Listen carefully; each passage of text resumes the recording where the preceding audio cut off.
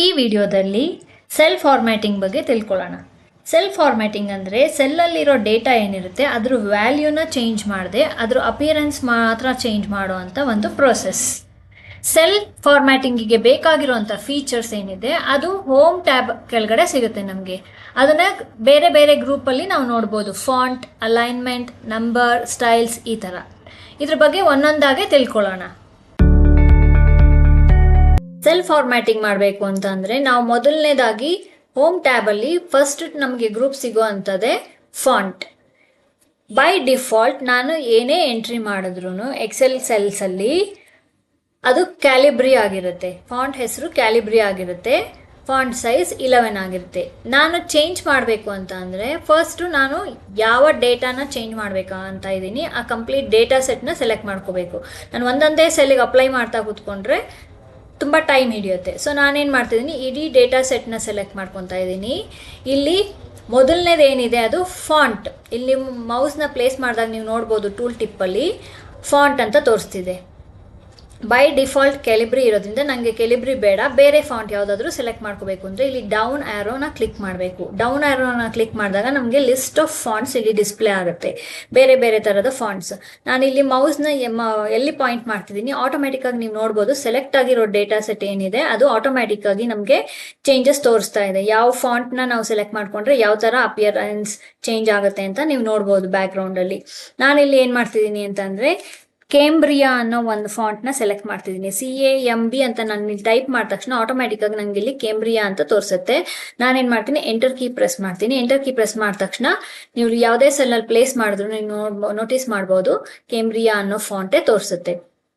ಇವಾಗ ನಾನು ಮೊದಲು ಹೆಡ್ಡಿಂಗ್ದು ಸೈಜ್ ಚೇಂಜ್ ಮಾಡಬೇಕು. ಅದಕ್ಕೆ ನಾನು ಬರೀ ಹೆಡರ್ಸ್ದು ಮಾತ್ರ ಸೆಲೆಕ್ಟ್ ಮಾಡ್ಕೋತೀನಿ. ಫಸ್ಟ್ ರೋನಲ್ಲಿರೋ ಡೇಟಾನ ಮಾತ್ರ ಸೆಲೆಕ್ಟ್ ಮಾಡ್ಕೋತೀನಿ. ಇದ್ರದ್ದು ಹೆಡರ್ ಸೈಜ್ ಏನಿದೆ ಫಾಂಟ್ ಸೈಜು ಅದನ್ನ ಮಾತ್ರ ಇನ್ಕ್ರೀಸ್ ಮಾಡ್ಬೇಕಂತ ಇದ್ದೀನಿ. ಸೊ ನಾನೇನು ಮಾಡಿದೆ, ಫಸ್ಟ್ ರೋನಲ್ಲಿರೋ ಅಂಥ ಡೇಟಾನ ಸೆಲೆಕ್ಟ್ ಮಾಡಿಕೊಂಡೆ. ಫಸ್ಟ್ ರೋನಲ್ಲಿರೋ ಡೇಟಾನ ಸೆಲೆಕ್ಟ್ ಮಾಡಿಕೊಂಡು ಇಲ್ಲಿ ನಾನು ಮೌಸ್ ಪಾಯಿಂಟರ್ ಪ್ಲೇಸ್ ಮಾಡ್ತಾ ಇರೋ ಕಡೆ ಇದು ಫಾಂಟ್ ಸೈಜ್ ಅಂತ ತೋರಿಸುತ್ತೆ. ಬೈ ಡಿಫಾಲ್ಟ್ 11 ಇದೆ. ನನಗೆ ಸ್ವಲ್ಪ ಜಾಸ್ತಿ ಮಾಡಬೇಕಂದ್ರೆ ಇಲ್ಲಿ ಡೌನ್ ಆ್ಯರೋನ ಕ್ಲಿಕ್ ಮಾಡಿ 14 ಅಂತ ಏನಿದೆ ಅದನ್ನ ಸೆಲೆಕ್ಟ್ ಮಾಡ್ಕೋತೀನಿ. 14 ಅಂತ ಸೆಲೆಕ್ಟ್ ಮಾಡ್ಕೊಂಡ ತಕ್ಷಣ ನೀವು ನೋಡ್ಬೋದು ಫಾಂಟ್ ಸೈಜ್ ಇಲ್ಲಿ 14 ಆಗಿ ಇನ್ಕ್ರೀಸ್ ಆಗಿದೆ. ಅದೇ ತರ ನಾನು ಇಲ್ಲಿ ಡಿಕ್ರೀಸ್ ಮಾಡ್ಬೇಕಂತ ಅಂದ್ರೆ ಇಲ್ಲಿ ಡಿಕ್ರೀಸ್ ಫಾಂಟ್ ಸೈಜ್ ಅಂತ ಏನಿದೆ ಇಲ್ಲಿ ಚಿಕ್ಕ ಎ ಮೇಲೆ ಪ್ಲೇಸ್ ಮಾಡಿದಾಗ ಡಿಕ್ರೀಸ್ ಫಾಂಟ್ ಸೈಜ್ ಅಂತ ಏನಿದೆ ಇದನ್ನ ಕ್ಲಿಕ್ ಮಾಡಿದಾಗ ನೀವು ನೋಟಿಸ್ ಮಾಡ್ಬೋದು ಫಾಂಟ್ ಸೈಜ್ ಆಟೋಮೆಟಿಕ್ ಆಗಿ 12 ಆಯ್ತು. ಅದೇ ತರ ನಾನು ಇಲ್ಲಿ ಪ್ಲೇಸ್ ಮಾಡಿ ಇನ್ಕ್ರೀಸ್ ಅಂತ ಮಾಡಿದಾಗ ಆಟೋಮೆಟಿಕ್ ಆಗಿ ನಾನು ಪ್ರತಿಯೊಂದು ಕ್ಲಿಕ್ಗೂ ಅದು ಫಾಂಟ್ ಸೈಜ್ ಇನ್ಕ್ರೀಸ್ ಆಗ್ತಿದೆ. ಅದೇ ತರ ಡಿಕ್ರೀಸ್ ಮಾಡೋದಕ್ಕೆ ಪ್ರತಿಯೊಂದು ಕ್ಲಿಕ್ಗೂ ಫಾಂಟ್ ಸೈಜ್ ಡಿಕ್ರೀಸ್ ಆಗುತ್ತೆ. ಇದು ಹೆಡ್ಡಿಂಗ್ನ ಸೈಜ್ ಚೇಂಜ್ ಮಾಡೋದಾದ್ರೆ ನನಗೆ ಹೆಡ್ಡಿಂಗ್ನ ಬೋಲ್ಡ್ ಆಗಿ ಮಾಡಬೇಕು, ಅಂದ್ರೆ ಸ್ವಲ್ಪ ಥಿಕ್ ಆಗಿ ಡಾರ್ಕ್ ಆಗಿ ಕಾಣಿಸೋ ಥರ. ಸೊ ನಾನೇನು ಮಾಡ್ತೀನಿ, ಇಲ್ಲಿ ಬೋಲ್ಡ್ ಅಂತ ಏನಿದೆ ಅದನ್ನ ಕ್ಲಿಕ್ ಮಾಡ್ತೀನಿ. ನಮ್ಗೆ ಅದಕ್ಕೆ ಶಾರ್ಟ್ ಕಟ್ ಕೀನೂ ಇದೆ, Ctrl+B ಅಂತ. ನೀವು ಐದರ್ ಇಲ್ಲಿ ಸೆಲೆಕ್ಟ್ ಮಾಡಿಕೊಂಡು ಸೆಲ್ಸ್ನ ಬೋಲ್ಡ್ ಏನಿದೆ ಇಲ್ಲಿ B ಅಂತ ಇದನ್ನ ಕ್ಲಿಕ್ ಮಾಡಿದ್ರೂ ಬೋಲ್ಡ್ ಆಗುತ್ತೆ, ಇಲ್ಲ ಡೈರೆಕ್ಟ್ ಆಗಿ Ctrl+B ಶಾರ್ಟ್ ಕಟ್ ಕೀನು ಕೂಡ ಯೂಸ್ ಮಾಡ್ಬೋದು. ಇಲ್ಲಿ ಕ್ಲಿಕ್ ಮಾಡಿದ ತಕ್ಷಣ ಆಟೋಮೆಟಿಕ್ ಆಗಿ ನೀವು ನೋಡ್ಬೋದು ಇಲ್ಲಿ ಫಾಂಟ್ ಸ್ವಲ್ಪ ಥಿಕ್ ಆಯ್ತು ಅಂದ್ರೆ ಬೋಲ್ಡ್ ಆಯ್ತು. ಅದೇ ತರ ನಾನು ಇಟಾಲಿಕ್ಸ್ ಕೂಡ ಯೂಸ್ ಮಾಡ್ಬೋದು, ಅಂಡರ್ಲೈನ್ ಕೂಡ ಯೂಸ್ ಮಾಡ್ಬೋದು. ನಾನಿಲ್ಲಿ ಇಟಾಲಿಕ್ಸ್ ಅಥವಾ ಅಂಡರ್ಲೈನ್ ನಾನು ಯೂಸ್ ಮಾಡ್ತಾ ಇಲ್ಲ. ಅದೇ ತರ ಅಂಡರ್ಲೈನಿಂಗ್ ನೀವು ನೋಡ್ಬೋದು ಪಕ್ಕದಲ್ಲಿ ಆರೋ ಇದೆ, ಸಿಂಗಲ್ ಅಂಡರ್ಲೈನ್ ಇದೆ, ಇಲ್ಲಿ ಸಿಂಗಲ್ ಅಂಡರ್ಲೈನ್ ಆಯ್ತು. ಅದೇ ತರ ಕೆಳಗಡೆ ಡಬಲ್ ಅಂಡರ್ಲೈನ್ ಅಂತ ಇದೆ, ಅಂದ್ರೆ ಅಂಡರ್ಲೈನ್ ಆದಾಗ ಕೆಳಗಡೆ 2 ಲೈನ್ ಕಾಣಿಸುತ್ತೆ. ಸೊ ನನಗೆ ಎರಡೂ ಬೇಡ, ಅದಕ್ಕೆ ನಾನು ಅದನ್ನ ರಿಮೂವ್ ಮಾಡಿದೆ. ನೆಕ್ಸ್ಟ್ ಇಲ್ಲಿ ಹೆಡರ್ಸ್ದು ಮಾತ್ರ ಬ್ಯಾಕ್ಗ್ರೌಂಡ್ ಸೆಲ್ ಏನಿದೆ ಬ್ಯಾಕ್ಗ್ರೌಂಡ್ ಕಲರ್ನ ನಾನು ಚೇಂಜ್ ಮಾಡಬೇಕು.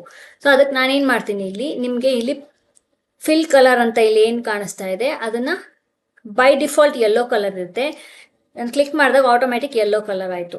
ಬಟ್ ನನಗೆ ಯೆಲ್ಲೋ ಕಲರ್ ಬೇಡ, ಬೇರೆ ಕಲರ್ ಬೇಕು ಅಂದಾಗ ಇಲ್ಲಿ ಡ್ರಾಪ್ ಡೌನ್ ಆ್ಯರೋ ಮೇಲೆ ಕ್ಲಿಕ್ ಮಾಡಿದಾಗ ನನಗೆ ಇಲ್ಲಿ ಕಲರ್ ಪ್ಯಾಲೆಟ್ ತೋರಿಸುತ್ತೆ. ನಾನು ಇಲ್ಲಿ ಯಾವ್ದು ಸೆಲೆಕ್ಟ್ ಮಾಡ್ತೀನಿ ನೀವು ನೋಟಿಸ್ ಮಾಡ್ಬೋದು ಆ ಕಲರ್ ಬ್ಯಾಕ್ಗ್ರೌಂಡ್ ಕಲರ್ ಅಪ್ಲೈ ಆಗ್ತಾ ಇದೆ, ಅಂದರೆ ಆ ಕಲರ್ ಫಿಲ್ ಆಗ್ತಿದೆ ನಾನು ಸೆಲೆಕ್ಟ್ ಮಾಡ್ಕೊಂಡಿರೋ ಸೆಲ್ಸಲ್ಲಿ.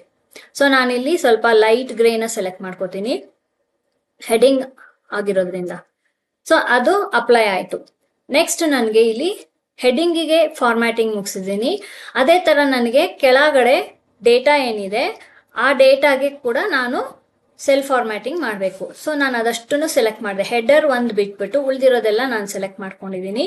ಇದಕ್ಕೆ ನಾನು ಜಸ್ಟ್ ಒನ್ ಸೈಜ್ ಮಾತ್ರ ಜಾಸ್ತಿ ಮಾಡಬೇಕು. ಸೊ ಇನ್ಕ್ರೀಸ್ ಫಾಂಟ್ ಸೈಜ್ ಅಂತ ಏನಿದೆ ಇಲ್ಲಿ, ಇದನ್ನ ಕ್ಲಿಕ್ ಮಾಡಿದ ತಕ್ಷಣ ಆಟೋಮೆಟಿಕ್ ನೀವು ನೋಡ್ಬೋದು ಇದ್ರದ್ದು ಎಲ್ಲ ಸೆಲ್ ಕೆಳಗಡೆ ಡೇಟಾ ಏನು ಸೆಲೆಕ್ಟ್ ಮಾಡ್ಕೊಂಡಿದ್ದೀನಿ ಅದ್ರ ಸೈಜ್ 12 ಆಯಿತು. ನನಗೆ ಇದು ಬೋಲ್ಡ್ ಎಲ್ಲ ಮಾಡೋದು ಬೇಕಾಗಿಲ್ಲ, ಬ್ಯಾಕ್ ಗ್ರೌಂಡ್ ಫಿಲ್ ಮಾಡೋದು ಬೇಕಾಗಿಲ್ಲ. ಸಪೋಸ್ ನನಗೆ ಟೆಕ್ಸ್ಟ್ ಕಲರ್ ಏನಿದೆ ಕೆಳಗಡೆ ಇಲ್ಲಿ ಟೆಕ್ಸ್ಟ್ದು ಕಲರ್ ಚೇಂಜ್ ಆಗ್ಬೇಕಂತಂದ್ರೆ ಇಲ್ಲಿ ಎ ಅಂತ ಏನಿದೆ ಅಲ್ಲಿ ಪ್ಲೇಸ್ ಮಾಡಿದಾಗ ನೀವು ಟೂಲ್ ಟಿಪ್ ನೋಡ್ಬೋದು ಫಾಂಟ್ ಕಲರ್ ಅಂತ ಸೆಲೆಕ್ಟ್ ಮಾಡಿದಾಗ ಆಟೋಮೆಟಿಕ್ ಎಲ್ಲ ರೆಡ್ ಆಗುತ್ತೆ. ಬೈ ಡಿಫಾಲ್ಟ್ ರೆಡ್ ಇರುತ್ತೆ.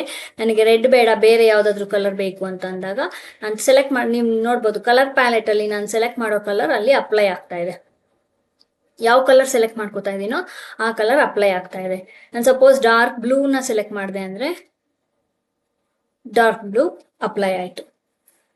ಇದಿಷ್ಟು ಫಾಂಟ್ ಬಗ್ಗೆ. ಆದ್ರೆ ನೆಕ್ಸ್ಟ್ ಫಾಂಟ್ ಅಲ್ಲೇ ಇನ್ನೊಂದು ಆಪ್ಷನ್ ಇದೆ ಇಲ್ಲಿ, ಇನ್ನೊಂದು ಫೀಚರ್, ಅದು ಬಾರ್ಡರ್. ನನಗೆ ಬಾರ್ಡರ್ ಪ್ರತಿಯೊಂದು ಸೆಲ್ಗೂ ಬೇಕಾಗಿರೋದ್ರಿಂದ ನಾನು ಕಂಪ್ಲೀಟ್ ಆಗಿ ಡೇಟಾ ಸೆಟ್ನ ಸೆಲೆಕ್ಟ್ ಮಾಡ್ಕೋತೀನಿ. ಸೆಲೆಕ್ಟ್ ಮಾಡಿಕೊಂಡು all borders, by default all borders ಇರುತ್ತೆ. ಇದನ್ನ ಕ್ಲಿಕ್ ಮಾಡಿದ ತಕ್ಷಣ ಆಟೋಮ್ಯಾಟಿಕ್ ಆಗಿ ನನಗೆ ಒಂದು ಡೈಲಾಗ್ ಬಾಕ್ಸ್ ಬರುತ್ತೆ. ಈ ಡೈಲಾಗ್ ಬಾಕ್ಸ್ ಅಲ್ಲಿ ನಮಗೆ ಯಾವ ತರ ಲೈನ್ಸ್ ಬೇಕು ಬಾರ್ಡರ್ಸ್ಗೆ, ಆಮೇಲೆ ಯಾವ ಕಲರ್ ಬೇಕು ನನಗೆ, ಆ ಲೈನ್ಸ್ ಕಲರ್ ಯಾವ್ದು ಬೇಕು ಅದನ್ನೆಲ್ಲ ನಾನು ಸೆಲೆಕ್ಟ್ ಮಾಡ್ಕೋಬಹುದು. ಮೊದಲಿಗೆ ನಾನು ಸ್ವಲ್ಪ ಥಿಕ್ ಬಾರ್ಡರ್ನ ಸೆಲೆಕ್ಟ್ ಮಾಡ್ಕೋತೀನಿ.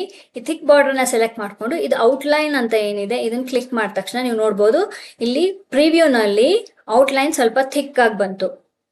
ಅದೇ ತರ ಒಳಗಡೆ ಲೈನ್, ಒಳಗಡೆ ಇನ್ಸೈಡ್ ಅಂತ ಏನಿದೆ ಅಂದ್ರೆ ಮಧ್ಯದಲ್ಲಿ ಇಲ್ಲೆಲ್ಲ ಏನಿದೆ ಅಲ್ಲಿ ನನಗೆ ಲೈನ್ಸ್ ಸ್ವಲ್ಪ ಥಿನ್ ಆಗಿರ್ಬೇಕು ಅಂತಂದ್ರೆ ಈ ಥಿನ್ ಲೈನ್ ನ ಸೆಲೆಕ್ಟ್ ಮಾಡ್ಕೊಂಡು ಇನ್ಸೈಡ್ ಅಂತ ಏನಿದೆ ಅದನ್ನ ಸೆಲೆಕ್ಟ್ ಮಾಡ್ಕೊಂಡ ತಕ್ಷಣ ನೀವು ಇಲ್ಲಿ ನೋಟಿಸ್ ಮಾಡ್ಬೋದು ಒಳಗಡೆ ಏನಿದೆ ಅಲ್ಲಿ ಬಾರ್ಡರ್ಸ್ ಸೆಲ್ಸ್ಗೆ ಥಿನ್ ಆಗಿ ಬಂತು. ಸಪೋಸ್ ನಾನು ಕಲರ್ನ ಚೇಂಜ್ ಮಾಡಬೇಕು ಅಂತಿದ್ರೆ ಇಲ್ಲೂ ಕೂಡ ನಾನು suppose dark grey colour select ಮಾಡಿದೆ ಅಥವಾ ಯಾವ್ದಾದ್ರು ಬೇರೆ ಯಾವ್ದಾದ್ರು ಡಾರ್ಕ್ ಬ್ಲೂ ಅಥವಾ ಗ್ರೀನ್ ಯಾವ್ದಾದ್ರು ಸೆಲೆಕ್ಟ್ ಮಾಡಿದೆ ಅಂತ ಅಂದ್ರೆ ನೀವು ನೋಟಿಸ್ ಮಾಡ್ಬೋದು ಇಲ್ಲಿ ಓಕೆ ಕ್ಲಿಕ್ ಮಾಡಿದ ತಕ್ಷಣ ಇಲ್ಲಿ ನೀವು ನೋಟಿಸ್ ಮಾಡ್ಬೋದು ನಾನು ಏನ್ ಬಾರ್ಡರ್ ಅಪ್ಲೈ ಮಾಡಿದೀನಿ ಅದು ಇಲ್ಲಿ ತೋರಿಸ್ತಾ ಇದೆ.